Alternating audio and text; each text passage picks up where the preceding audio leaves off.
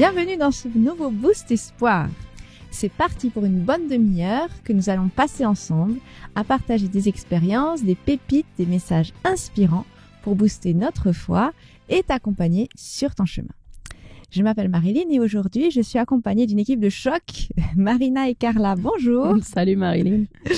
C'est parti pour une nouvelle aventure. Absolument. Et ensemble, nous accueillons notre invité du jour, Eunice Koa. Bonjour Eunice. Bonjour. Eunice Goig. C'est pas grave, tout le monde se trompe, il n'y a pas de souci. Merci de nous avoir rejoints du coup pour ce moment spécial. Merci et en à plus, vous. c'est ton anniversaire. Alors. Oui. Tu nous offres un moment particulier de cette journée. Merci, sois abondamment Plaisir. béni. C'est ta première fois avec nous face Oui. caméra. Tout à fait. Parce que il semble que, tu connais bien eSport Média en fait, qui travaille avec Hope Radio pour ses programmes Boost Espoir. Est-ce que tu peux te présenter du coup pour nos auditeurs? Oui, je m'appelle Eunice Goy, je travaille donc pour Espoir Média, je suis graphiste à Espoir Média. Donc les petites D'accord. vignettes, tout ça, voilà, c'est entre mes mains. Je suis mariée, j'ai une petite fille, voilà. Allez, super. Et de quoi vas-tu nous parler aujourd'hui? Alors je vais parler d'une caractéristique de Jésus qu'on oublie un peu peut-être, et pourtant qui est très importante et qui a un impact sur notre vie chaque jour. Donc on parlera de ça. D'accord. Ah, ça laisse le suspense alors. Hein. Alors, je prie notre Dieu de nous conduire dans ce moment spécial ensemble et que ça puisse te rejoindre là où tu es, cher auditeur.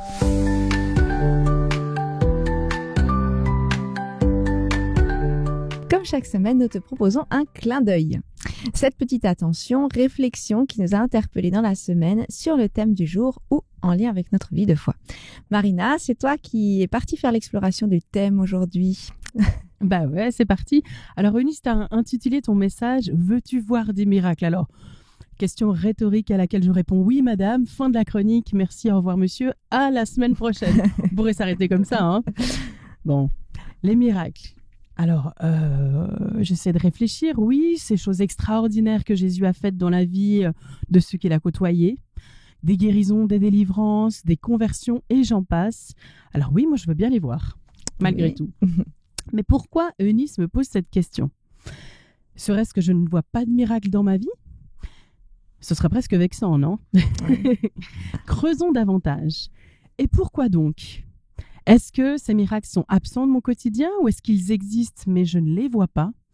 Le miracle doit-il être suivi de gros éclats pour exister ou est-ce qu'il peut survenir très subrepticement dans ma vie quand je constate au fil du chemin, vous savez, quand je commence à jeter un coup d'œil dans le rétroviseur et que je réalise, mais waouh, j'ai changé quand même.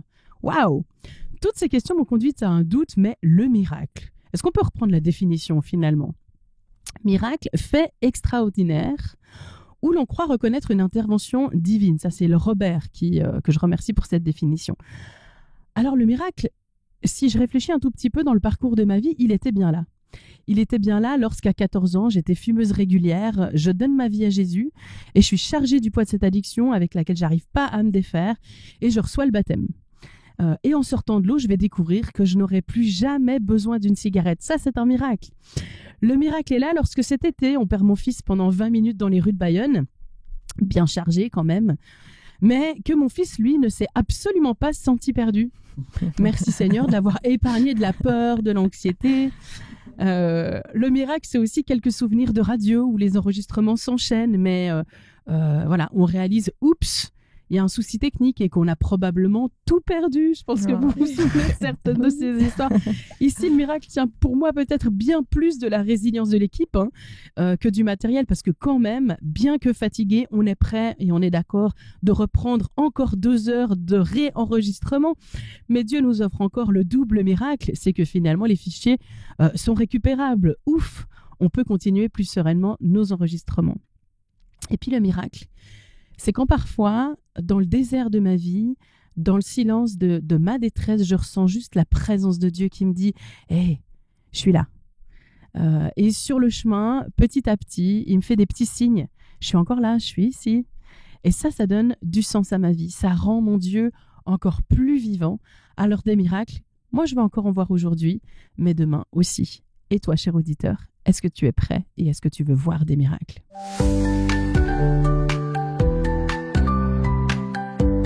La parole est puissante et riche de promesses, d'espérance, d'encouragement, la parole de Dieu. et nous aimons rechercher une de ces pépites dans la Bible, un texte qui nous a inspirés et que nous te partageons. Alors n'hésite pas d'ailleurs à noter la référence sur un bout de papier ou sur ton téléphone pour y retourner par la suite et voir comment ça peut résonner chez toi après coup ou en lire plus. Alors Marina, que nous proposes-tu ? On parlait un peu de miracle et je cherchais justement un texte de la Bible, une promesse qui rappelle que dans notre vie, on ne doit pas s'inquiéter parce qu'on est face à un Dieu des miracles qui nous accompagne au quotidien. Alors je vais te conduire vers la découverte de ce Dieu dans le livre de Job, chapitre 38, versets 1 et suivant, où Dieu dit « Job, prépare-toi à me répondre comme un homme. Je vais te poser des questions et tu vas m'instruire. » Qui peut instruire Dieu Et les questions de Dieu, où étais-tu quand je fondais la terre ? Dis-le si tu savais tant de choses. Qui en a fixé les dimensions ? Sais-tu quand les chamois mettent bas ? As-tu observé les biches qui sont en train d'accoucher ? Est-ce qu'elles comptent les mois de leur grossesse ? Est-ce qu'elles accouchent dans leur abri ? Leurs petits se développent avec force. Ils grandissent sous les buissons. Ils sortent et ne retournent plus chez leur mère. As-tu donné de la force au cheval ? As-tu revêtu son cou d'une crinière flottante ? Il se moque de la peur et ne tremble pas. Il ne recule pas devant l'épée. Et Job 40, verset 2 dit, c'est Dieu qui dit que celui qui veut contester le Dieu Tout-Puissant, soit moi, réponde à ces questions. Et voilà, pour moi, ce texte est quand même une forme de promesse, assez amusante d'ailleurs, parce qu'il exprime très clairement l'autorité de Dieu sur toute chose, sur les éléments, sur la création, finalement, sur les circonstances de ma vie. Et ça me plaît de me fier à celui qui a fondé la terre en toute chose pour ma vie. Il est et il restera souverain. Ouais. Il a une façon bien à lui de répondre à Job qui passait un moment vraiment compliqué dans sa vie, mais qui, grâce à cette façon de changer son regard sur Dieu, a une perspective renouvelée. C'est bien.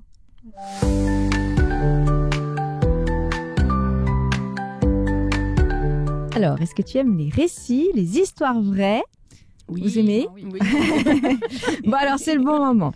Dans cette chronique, nous partons à la rencontre de personnes qui ont accepté de nous partager un bout de leur expérience de vie en lien avec notre thème.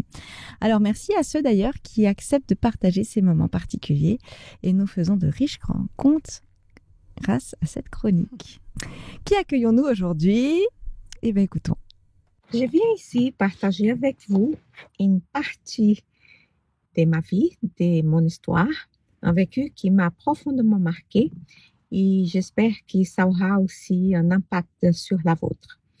Je viens d'une famille de 8 enfants dont, par les aléas de la vie, nous étions séparés et les contacts entre nous, c'était très rare, très espacé et très lointain, y compris avec ma mère. Et par rapport à ma mère, j'avais un profond ressentiment du fait qu'elle ne s'est pas occupée de moi. Et mon enfance était profondément marquée par cette absence.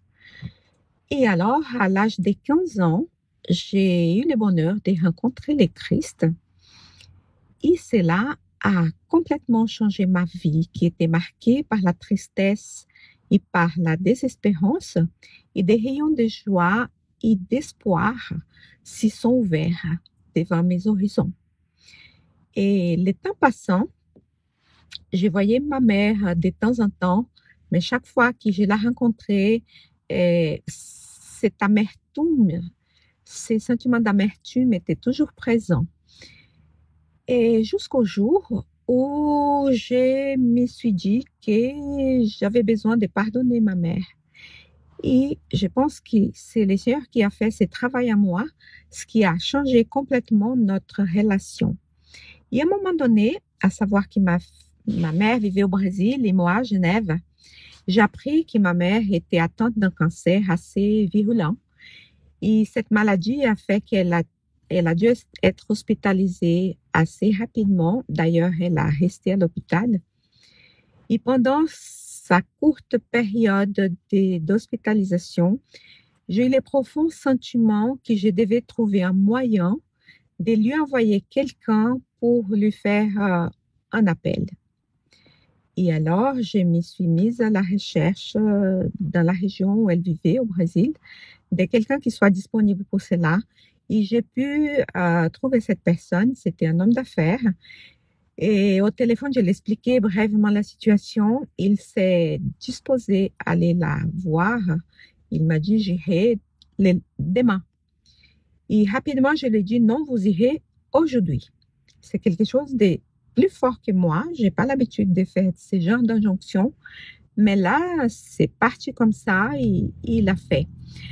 C'était un matin et en fin de journée, il m'a rappelé pour me dire que ma mère était trop sédatée, qu'il n'a pas pu être en interaction avec elle et pourtant, il retournerait en fin de journée. Il est retourné en fin de journée, ma mère était bien éveillée, il s'est présenté de ma part et il a fait un appel. À ce moment-là, elle s'est mise à raconter en guise d'excuses plein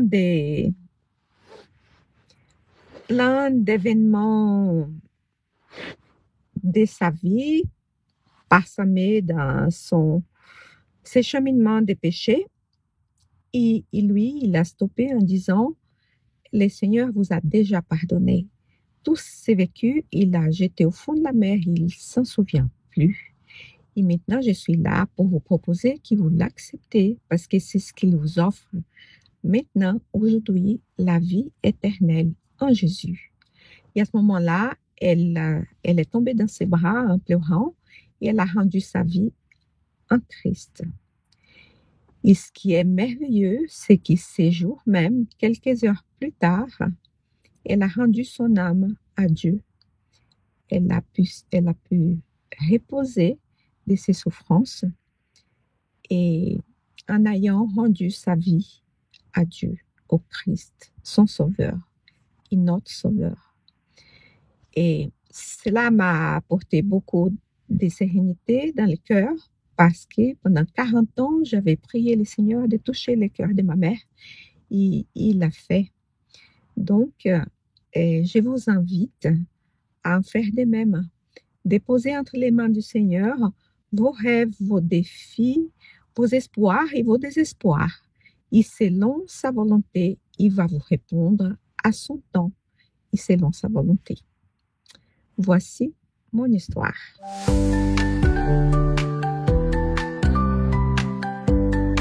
Alors Eunice, après cette mise en bouche par nos chroniqueuses, c'est maintenant le moment d'échanger un peu plus en détail sur le sujet que tu nous proposes. On a parlé de miracles, mais est-ce que c'est vraiment ça dont on va parler ?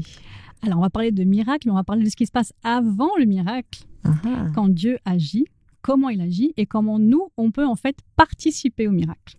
D'accord. Voilà. Ah ouais. C'est ça le sujet. Cool. Et alors, du coup, qu'est-ce qu'il y a ? Il y a sûrement un texte préféré ou un texte qui t'a inspiré, mais tu voulais nous parler de ton texte préféré. Alors moi, j'ai plein de textes préférés. En fait, à chaque fois, Dieu il m'envoie dans des moments importants de ma vie, dans mes étapes, j'ai un verset quand je me suis convertie, j'ai un verset quand j'ai une grossesse un peu compliquée. Dieu m'envoie des versets qui me soutiennent durant ces périodes-là. Et il y en a un, il n'y a pas si longtemps que ça, qui m'est apparu et qui a fait ch'ting dans ma tête. Je me suis dit, ah ouais, et ça m'a donné une nouvelle compréhension de certaines choses. Ça se trouve dans Jean, chapitre 17 au verset 20, je vous le lis. « Ce n'est pas pour eux seulement que je prie, mais encore pour ceux qui croiront en moi par leur parole. » Alors là, c'est Jésus qui parle. Il est sur le point d'être arrêté par les soldats avant d'être crucifié. Et il passe un temps en prière. Vous pouvez lire tout le chapitre 17, c'est vachement intéressant. Jésus, il prie d'abord pour lui. Un peu normal, hein. Enfin, c'est un truc un peu difficile quand même, donc voilà. Il prie pour ses disciples pendant un bon moment. Mais à la fin, il dit cette phrase « Je prie non pas seulement pour les disciples, mais encore pour ceux qui croiront en moi par leur parole. » Qui sont ces gens qui croient en Jésus grâce à la parole des disciples notamment ? C'est nous. C'est nous. Si on croit en Jésus parce qu'on lit la Bible et qu'on croit ce qu'il y a écrit dans la Bible, on croit à travers aussi ce que les disciples ont écrit. Et donc, au moment où Jésus il est sur le point de mourir, il prie pour nous. Et je trouve ça incroyable. Il prie pour lui, il prie pour les disciples, il prie pour nous. Et moi, j'ai étudié un peu la communication. Et en communication, on nous apprend que quand on va faire un discours, il faut commencer par le moins important et finir par le sujet le plus important que vous voulez que les auditeurs retiennent. Et Jésus commence par lui, comme si c'était le moins important, alors qu'il est sur le point de vivre un truc atroce. Il prie pour ceux qui sont proches de lui, sa famille sur le moment, les disciples. Et à la fin, le plus important pour lui, c'est nous. Et je trouve ça super beau. C'est Et ça m'a fabuleux. touchée. Et de me dire déjà, Jésus il a prié pour moi, pour toi, pour chacun, pour vous, les internautes. Et il a passé du temps et c'était le plus important pour lui à ce moment-là. Donc, il a fait ce qu'on appelle une prière d'intercession. Et ça va être un peu notre sujet du jour, l'intercession. Mais du coup, alors, c'est quoi ce grand mot, intercession, intercesseur? Ce gros mot, tu veux dire. Ouais, ça peut faire un peu bizarre. Alors, je vais prendre aussi, parce que moi aussi, j'étais voir le dico. Très bien. Donc, intercesseur, ça vient de intercéder. Et le dictionnaire nous dit c'est intervenir, user de son influence en faveur de quelqu'un, plaider en faveur de quelqu'un pour quelqu'un. Donc, en fait, quand on intercède, on demande quelque chose pour quelqu'un d'autre. Quand on fait une prière d'intercession, on prie, on se dirige à Dieu pour demander quelque chose en faveur de quelqu'un d'autre. Et c'est ce que Jésus a fait plusieurs fois, mais notamment dans le verset qu'on a lu.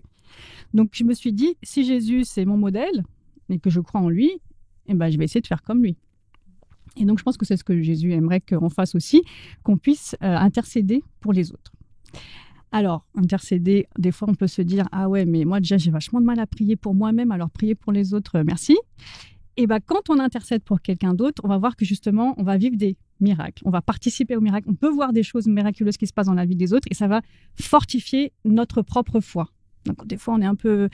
Il y a des moments dans notre vie spirituelle où c'est pas linéaire. Des gens, on va en haut, on est en bas. Quand on est en bas, justement, de prier pour les autres, des fois, on n'y pense pas forcément, mais ça va fortifier notre foi. Voilà, on se dit, oh là là, j'ai tellement de problèmes déjà moi, alors prier pour quelqu'un d'autre. Non, il faut d'abord que je résolve les miens, mes problèmes avant de prier pour quelqu'un d'autre. Et Jésus aussi, il a une manière de faire il nous dit d'une certaine manière, si tu t'occupes des autres, moi je m'occupe de toi. Et si Jésus s'occupe de ma vie, moi je dis, ok, j'accepte le deal tout de suite. On n'est pas trop perdant dans l'histoire. Ouais. Donc voilà, l'intercession, c'est de prier pour quelqu'un d'autre. C'est en gros de demander à Dieu d'aller intervenir dans la vie de quelqu'un qui peut-être ne le ferait pas de lui-même. Donc et pour ça, pas besoin de connaître super bien Dieu, pas besoin d'avoir des années d'expérience avec Dieu, pas besoin d'avoir une vie de prière de fou. Si on le fait de manière volontaire, vraiment pour l'autre, je vous dis que ça marche bien. Mais du coup, comme tu dis, on demande l'intervention dans la vie de l'autre. Est-ce que c'est pas un peu trop intrusif ou... Alors, c'est vrai que je me suis déjà posé cette question. Je prie pour quelqu'un, mais la personne, ça se trouve, elle croit. J'ai déjà prié pour des gens qui croient même pas en Dieu. Est-ce que c'est pas un peu forcer la main Mais alors, quand je prie pour quelqu'un, en fait, qu'est-ce qui se passe? Je fais ma prière, je parle à Dieu de quelqu'un. En fait, je lui dis, tiens, cette personne, je te la confie. En fait, tu donnes l'autorisation à Jésus d'aller se présenter à cette personne. Et Jésus vient rarement les mains vides. Il a toujours un beau cadeau pour nous. Et donc, tu donnes l'opportunité à Jésus de se présenter à quelqu'un et de lui faire ce cadeau. Après, si la personne va accepter ou pas, c'est elle qui décide. Mais tu ouvres la porte pour que Jésus puisse entrer, parce que cette personne, comme on disait, elle va peut-être, ça se trouve, elle croit même pas en Dieu, elle a un problème énorme et elle sait même pas comment trouver une solution. Elle va pas chercher Jésus. Mais toi, tu sais que Jésus, il peut tout. Alors, tu dis, voilà, tu donnes le petit coup de pouce pour dire, vas-y, va dans sa vie et montre-lui que tu es là. Si la personne a envie d'ouvrir la porte, elle ouvre. Si elle n'a pas envie, elle n'ouvre pas. Jésus, c'est un gentleman, il ne force pas le libre arbitre. Mais tu donnes l'opportunité à Jésus de le faire. Et ça, des fois, c'est le petit truc qui manque à quelqu'un pour que Jésus puisse entrer et faire le miracle. Et donc, tu participes à ce miracle. Et c'est ça qui fortifie, en fait, notre foi aussi. Bien sûr. On voit que ce qui se passe, il se passe quelque chose. Mais en fait, comment ça marche? Alors, concrètement, ça marche. Est-ce que ça marche? Oui, ça marche. Alors moi, c'est un sujet qui j'aime beaucoup, ça m'intéresse beaucoup. J'ai lu des livres sur ce sujet et je pratique. J'essaie de prier pour les autres. Et je vous racontais, j'ai vu plein de miracles, plein de choses, des fois extraordinaires où tu dis non, c'est pas possible. Mais oui, la personne a laissé, Jésus est entré, donc voilà, il a pu faire des grandes choses. Donc je vous raconte ma dernière expérience. Donc aujourd'hui, c'est mon anniversaire. Il y a 1 an tout pile, l'année dernière, j'ai décidé que j'allais prier pour 8 personnes durant toute l'année, chaque jour pendant 1 an jusqu'à mon prochain anniversaire. Donc aujourd'hui, c'est le dernier jour où je prie pour ces gens. Et je voulais prier pour un sujet précis qui était leur conversion. Parce qu'il y a des gens qui sont autour de moi qui croient en Jésus, mais qui ne s'engagent pas, et je me dis qu'elles ratent quelque chose. Et encore une fois, je ne priais pas pour que Dieu les force, mais pour qu'elles puissent avoir peut-être une intervention de Jésus dans leur vie, pour qu'elles puissent vraiment poser la question, est-ce que oui ou non je m'engage? Et forcément, moi, j'ai envie qu'elles s'engagent, mais après, c'est leur décision. Et parmi ces 8 personnes, j'ai prié pour mes neveux, qui sont déjà assez grands, qui ont 16 et 22 ans. Et franchement, celui de 16 ans, j'y croyais pas une seconde. Je me suis dit, bon, il a 16 ans, c'est un petit jeune, super sympa, super mignon. Enfin, c'est mon neveu, donc j'aime beaucoup. Mais voilà, c'est quelqu'un qui est très bien élevé et tout, qui va à l'église et tout. Mais voilà, il a d'autres préoccupations. À 16 ans, on n'a pas forcément la préoccupation de s'engager pour Dieu. Donc, je vais prier pour lui durant 1 an. Mais bon, voilà. C'était de la liste des 8. Et pourtant, il y en avait qui revenaient de loin déjà. Mais je me suis dit, des 8, vraiment, c'est celui je prie. Puis peut-être que dans 1, 2, 3, 10 ans, ça va germer. Quelque chose va germer. Mais voilà. Mais j'ai prié. Et je dirais que 2-3 mois après, je reçois un message de mon beau-frère qui me dit « Ouais, il faut prier pour Quentin », il s'appelle. « Prie pour Quentin parce qu'il a demandé du jour au lendemain, sans aucune raison, explication plausible, rationnelle. Il veut étudier la Bible avec un pasteur. Il veut en apprendre plus sur la Bible, il veut connaître Jésus. » Et j'ai dit « Ah, j'avais dit à personne à part mon mari savait que je priais pour ces personnes-là. Ces 8 personnes ne savent pas que je prie pour elles. Et mon neveu ne savait pas, il va l'apprendre en regardant ce message. » Donc mon beau-frère me dit, voilà, il a vraiment insisté sur ça, mon beau-frère, dans son message. On ne sait pas d'où ça sort, mais il a décidé de prendre des études bibliques, suivre des études bibliques. Moi, j'ai souri parce que je me suis dit, je pense qu'il y a sûrement ses parents priaient aussi pour lui, tout ça, mais je me suis dit, j'ai participé un peu, donc j'étais contente. Mais bon, il voulait prendre des études bibliques, ça ne voulait pas dire que, voilà. Et le temps a passé, et il y a 3 mois, cette fois, c'est ma sœur qui m'envoie un message pour me dire prie pour Quentin parce qu'il a décidé de se faire baptiser. Et il s'engage pour Jésus, il a envie, il a pris sa décision, il veut s'engager pour Jésus. Et j'étais des 8. Dieu aurait pu choisir n'importe quelle personne, ça m'aurait fait énormément plaisir. Mais des 8, c'était vraiment celle, je me suis dit, j'ai prié, moi-même, j'avais pas la conviction. Et pourtant, c'est, voilà, des 8, il y en a d'autres qui sont passés, il y a des choses qui sont passées dans la vie des autres, des 7 autres. Mais des 8, en tout cas, c'est le seul. Aujourd'hui, je sais qu'il a pris la décision de se baptiser. Ça va arriver incessamment sous peu, dans quelques semaines. Mais voilà, on prie. C'est pas pas moi qui ai fait le travail. J'ai juste dit, Jésus, vas-y, présente-toi à lui. Il a vécu des choses dans sa vie qui ont fait qu'il a eu envie de se baptiser. J'ai prié pour son salut. Ça pourrait être pour d'autres choses. J'ai prié pour on peut prier pour plein de sujets différents. Mais ça marche. Ça marche. Et si c'est un sujet qui vous intéresse et que ça vous titille un petit peu, je vous conseille 2 livres qui, pour moi, sont mes livres références. Il y a Réponse extraordinaire à la prière de Roger Morneau, qui est pour moi mon livre par excellence. Et il y a un deuxième livre qui est sorti il n'y a pas si longtemps. Je crois que c'est Dans l'esprit et la puissance de Pavel Goya. Alors, il y a ces 2 livres-là que je vous recommande. Pourquoi ? Parce qu'ils parlent les auteurs témoignent de ce qu'ils ont vécu en tant qu'intercesseurs. Donc, il y a des témoignages de folie, bien plus que ce que moi j'ai vécu, des trucs de fou, qui t'inspirent. Enfin, je pense que quand on voit quelqu'un qui vit quelque chose de super, on a envie aussi de vivre et ça nous inspire, ça nous motive. Et aussi, dans ces livres, il y a aussi un peu entre guillemets, de théorie. Il nous explique un peu ce que la Bible dit sur la prière d'intercession et comment on peut, entre guillemets, s'y prendre. C'est pas un mode d'emploi, mais il y a des petites choses aussi un peu théoriques qui nous expliquent un peu comment procéder. Mais je tiens quand même à dire que c'est pas une baguette magique, c'est pas parce qu'on prie que la chose va arriver et que des choses extraordinaires vont forcément se passer. Encore une fois, la personne est libre d'accepter ou pas l'intervention de Jésus. Mais voilà, on peut vivre des belles choses et participer à un miracle. Voir le miracle, c'est bien, mais y participer, c'est encore mieux. Collaborer. C'est chouette. Merci. De rien.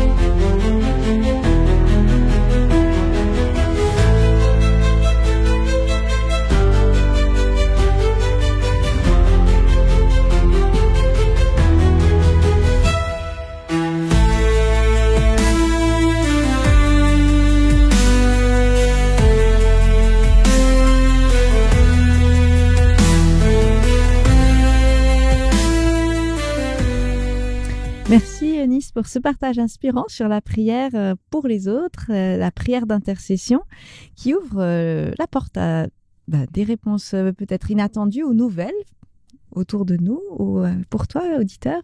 En tout cas, nous te proposons de réagir à chaud sur ce partage avec nos chroniqueurs et notre invité. Alors, mesdames, on a abordé pas mal de points. Qu'est-ce qui vous a marqué? Qu'est-ce que vous voudriez relever? Comme ça. Peut-être je peux commencer. C'est vrai que moi, j'avais la question de l'intercession qui marche. Alors, qui marche? Est-ce que ça marche à tous les coups? Ça veut dire quoi? Ça marche, en fait. Oui. Effectivement, c'est une notion importante. Parce que si on s'attend à ce que Jésus réponde tout le temps à toutes nos demandes pour les autres, on se leurre, parce que c'est pas comme ça que ça fonctionne. Donc déjà, comme on l'a dit, la personne a le droit d'accepter ou pas l'intervention de Dieu dans sa vie. Donc si elle dit non, à nos yeux, ça n'aura pas marché. Mais Jésus leur a fait son taf et puis la personne a le droit d'accepter ou pas. Et il y a aussi cette notion de qu'est-ce qu'on demande? Est-ce que ce qu'on demande, c'est aligné avec ce que Dieu veut donner à cette personne? Des fois, peut-être qu'on demande des choses qui sont à côté de ce que Dieu veut donner. Et du coup, à nos yeux, il n'a pas donné ce qu'on pensait, donc ça n'a pas marché. D'où l'importance de nous-mêmes prier pour nous et d'avoir une relation avec Jésus et d'entretenir cette relation pour pouvoir demander des choses qui sont alignées avec sa volonté. Je ne peux pas demander tout et n'importe quoi et Jésus ne va pas répondre à tout et n'importe quoi juste parce que il intercède pour l'autre, donc je vais lui répondre. Non, il faut que ce qu'on demande soit aligné avec sa volonté, que ça soit raccord. Et après, il y a la partie du libre arbitre de la personne qui reçoit cette bénédiction ou pas. Mais du coup, ça amène un petit peu cette réflexion. C'est pas parce qu'on prie pour les autres. Enfin, en fait, il y a plusieurs formes de prière. Prière d'intercession, c'est une forme, mais on peut prier aussi pour soi. Ou on peut intercéder pour soi?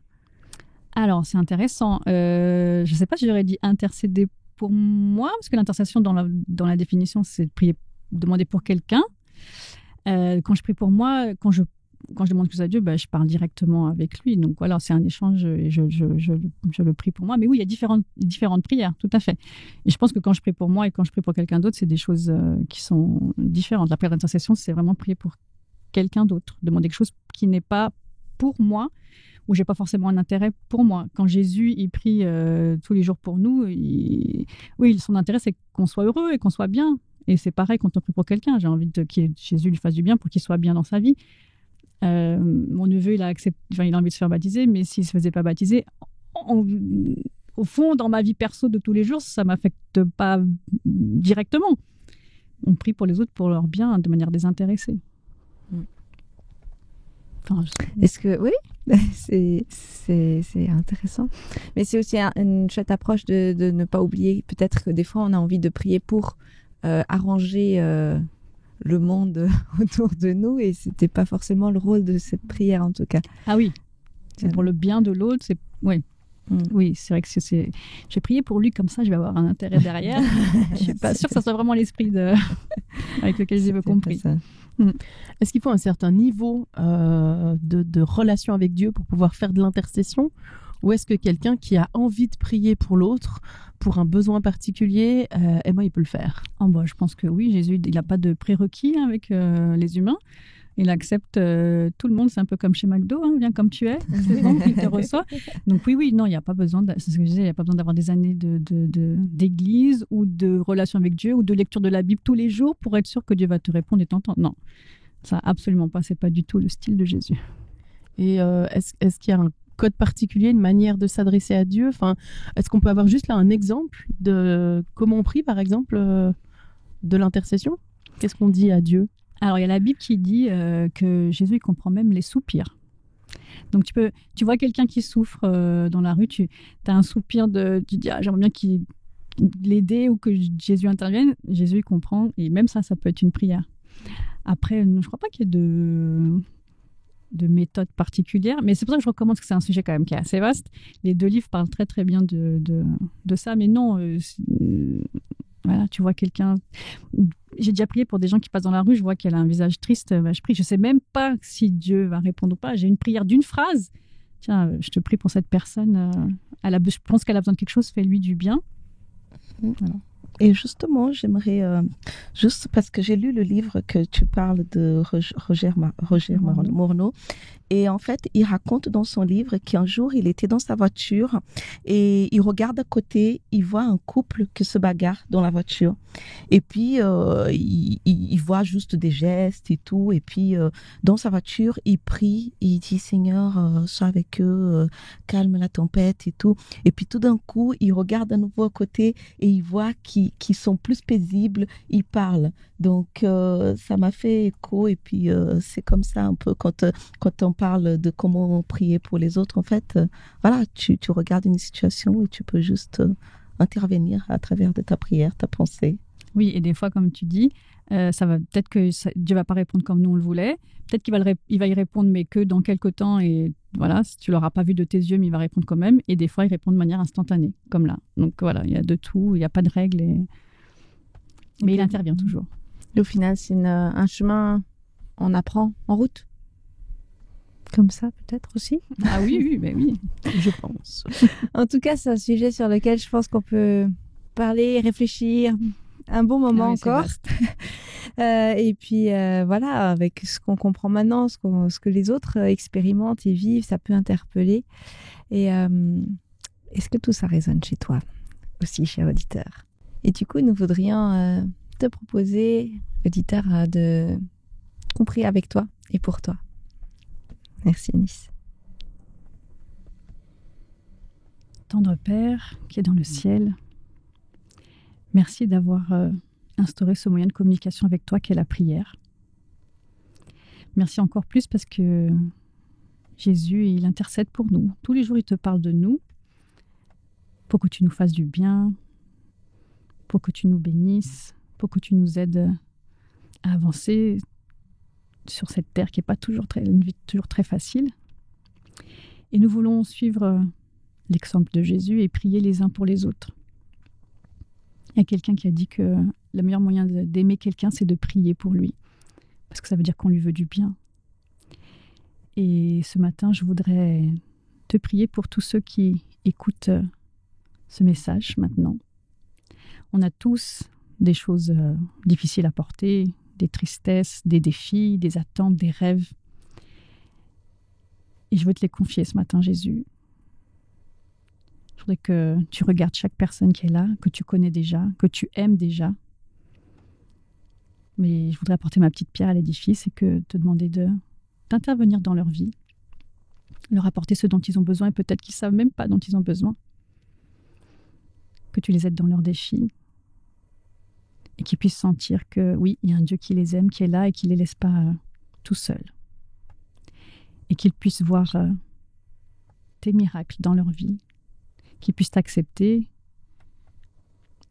accepter ton intervention et qu'ils puissent voir combien tu es grand et combien tu les aimes. Et que tout ce que tu veux leur apporter, c'est du bonheur, du bien, du positif dans leur vie. Alors bénis-les tous, au nom de Jésus. Amen.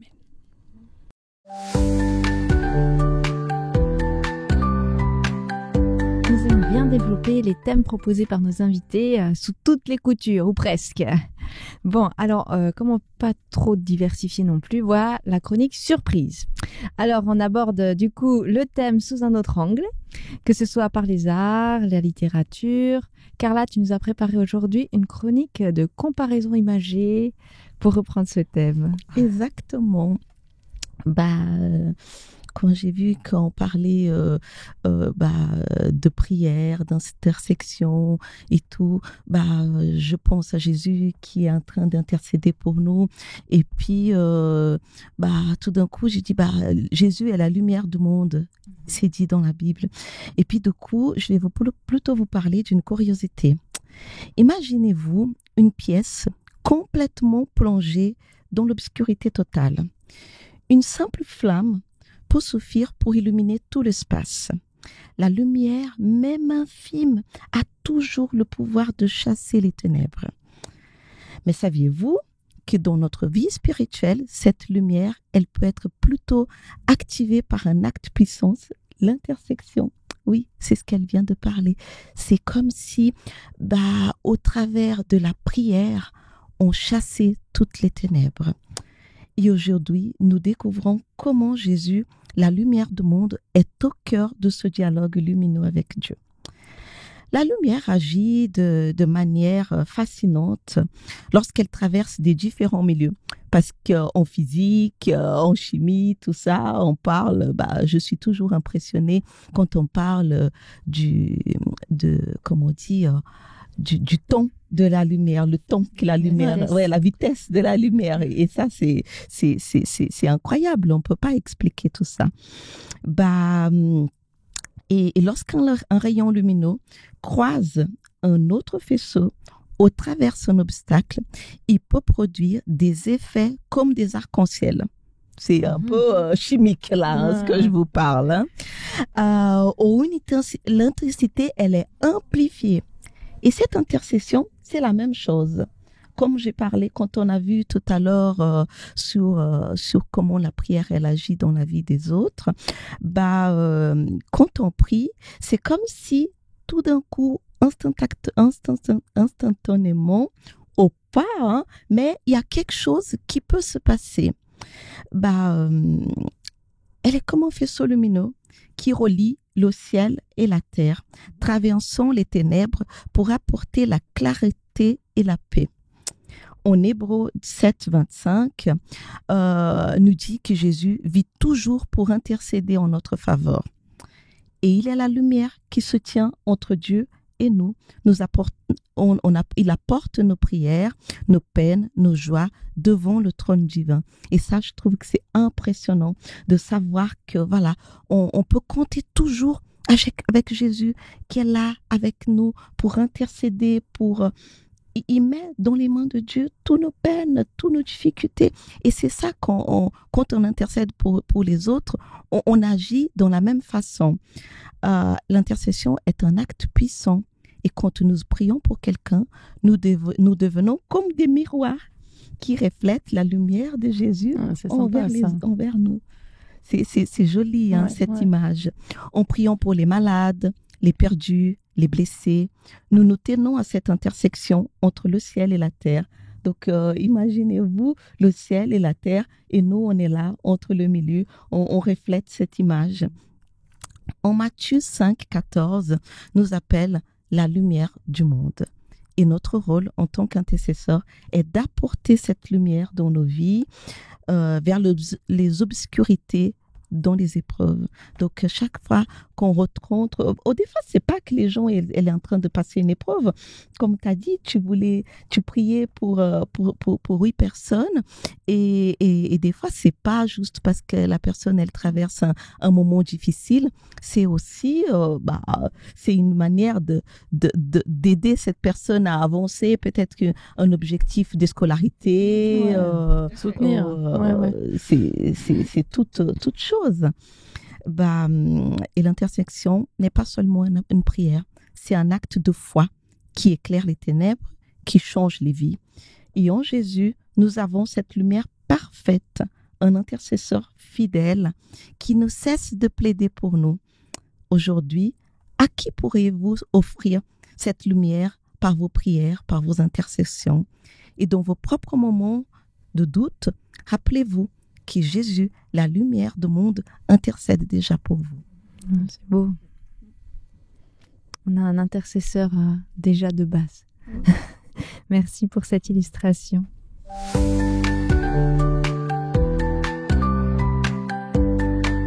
Alors, notre temps ensemble touche à sa fin, mais nous ne te laissons pas sans une proposition de mise en pratique pour cette semaine. Alors, Marina, que nous proposes-tu ? L'action.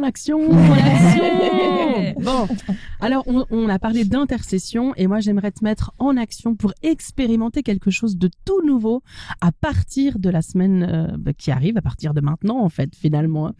Alors l'idée c'est de réfléchir autour de toi. Il y a forcément une personne qui vit un besoin particulier, en tout cas que toi tu perçois. Et moi je t'invite à vivre et découvrir ce que c'est que l'intercession, c'est-à-dire que tu vas décider dans ton cœur, de prier pour cette personne, de demander à Dieu son intervention, voilà, pour que Dieu puisse répondre à ce besoin, accompagner la personne que tu vas porter dans ton cœur et dans tes prières. Moi, j'ai beaucoup apprécié ce que tu as amené aussi, Eunice, c'est-à-dire un engagement sur la durée, de dire, OK, moi, je m'engage à prier, pas juste pour cette semaine, mais peut-être un peu plus long. Fixe-toi un objectif quand même aussi de prier, ça motive aussi, ça va te donner un petit peu plus de corps dans ce que tu vas amener, ce que tu vas commencer en tout cas aujourd'hui. Inviter Dieu à s'asseoir au cœur de la situation de cette personne et par sa présence, je reprends un peu ce que tu disais aussi, Carla, de venir placer sa lumière dans l'obscurité de sa vie et amorcer un changement, quelque chose comme ça. Moi, je suis assez convaincue de la puissance de l'intercession et j'aimerais que tu puisses le découvrir aussi. Et tu verras très probablement certains fruits qui te donneront encore l'envie de revivre cette expérience de l'intercession. Courage à toi. C'est beau ça, inviter Dieu à s'asseoir au cœur des situations de nos situations et des situations, c'est beau. Que sa puissance puisse remplir ces temps que tu prendras avec Dieu, cher auditeur, et qu'il puisse agir par la confiance même débutante et fragile qu'on peut mettre en lui. Il est fidèle.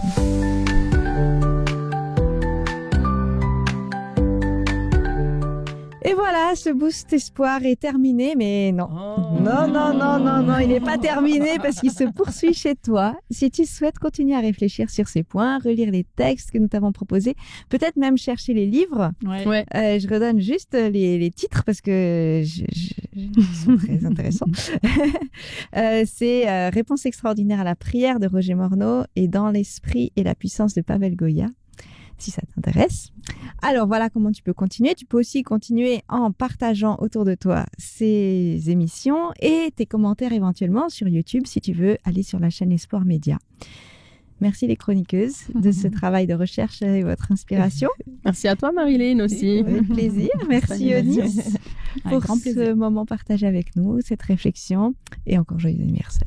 Merci. Et chers auditeurs, tu peux nous retrouver la semaine prochaine sur Hope Radio et quand tu veux via les émissions déjà produites et sur YouTube. En attendant, sois béni, inspiré et conduit et à la semaine prochaine pour un nouveau Boost Espoir.